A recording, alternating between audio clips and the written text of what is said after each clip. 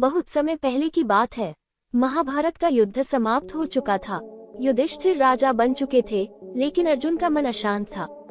युद्ध में अपने सगे संबंधियों को खोकर वह भीतर से टूट चुका था।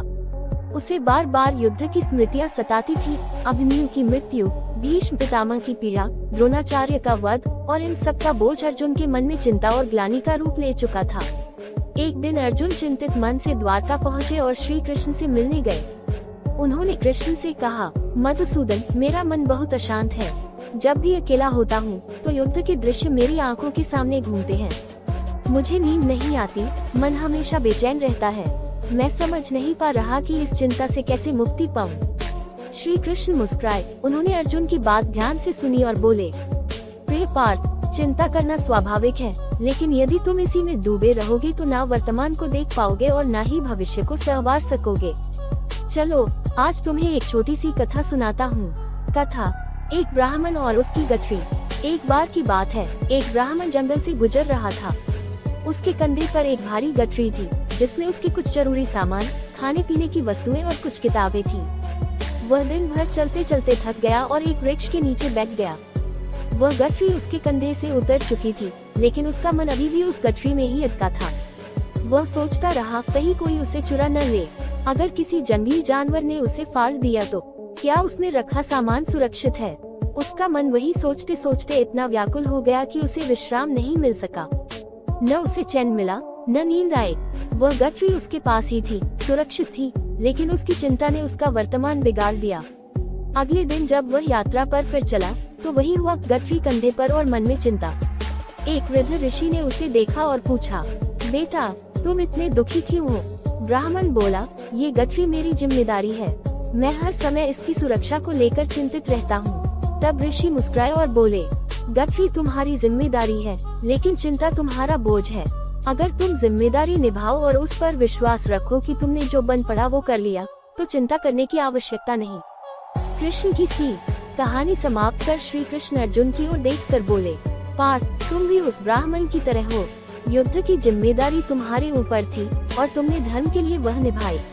अब जबकि वह समय बीत चुका है, तुम क्यों उसी गठरी को बार बार उठाने की चिंता करते हो? वर्तमान में रहो, क्योंकि चिंता भूतकाल की स्मृति और भविष्य की कल्पना से उत्पन्न होती है।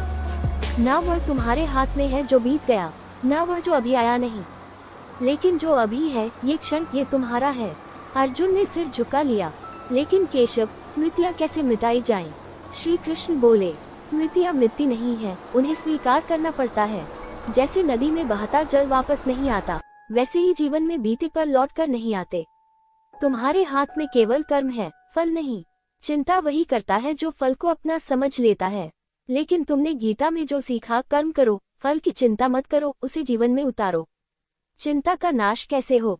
श्री कृष्ण ने अर्जुन को चिंता से मुक्त होने के 3 सरल उपाय बताए। स्वीकृति, एक्सेप्टेंस। जो हो चुका है उसे स्वीकार करो। जीवन में हर अनुभव कुछ सिखाने आता है। स्मरण, रिमेम्बरेंस। हर दिन कुछ समय प्रभु का स्मरण करो। जब मन कृष्ण में लगेगा तो चिंता खुद ही दूर हो जाएगी।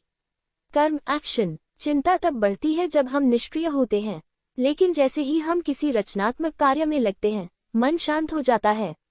अंतिम वचन। अर्जुन की आंखों में नमी थी, लेकिन चेहरा शांत था।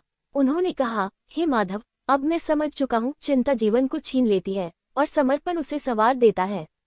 मैं अब बीते समय को स्वीकार करता हूँ और वर्तमान में जीने का प्रयास करूंगा। श्री कृष्ण मुस्कुराए और बोले, यही है ज्ञान का पहला चरण, पार्थ। चिंता करना स्वाभाविक है, लेकिन उसमें उलझे रहना अज्ञानता है। जब मन कृष्ण में टिकेगा, तब चिंता स्वयं नष्ट हो जाएगी। सीख। अगर आप भी बहुत चिंता करते हैं तो ये कहानी याद रखें। चिंता से कुछ नहीं बदलता, लेकिन आपका आज जरूर बर्बाद हो जाता है। श्री कृष्ण कहते हैं, तुम्हारा काम है केवल कर्म करना, फल की चिंता मत करो। जब मन में श्री कृष्ण का नाम होता है तो जीवन का हर कठिन क्षण भी मधुर हो जाता है।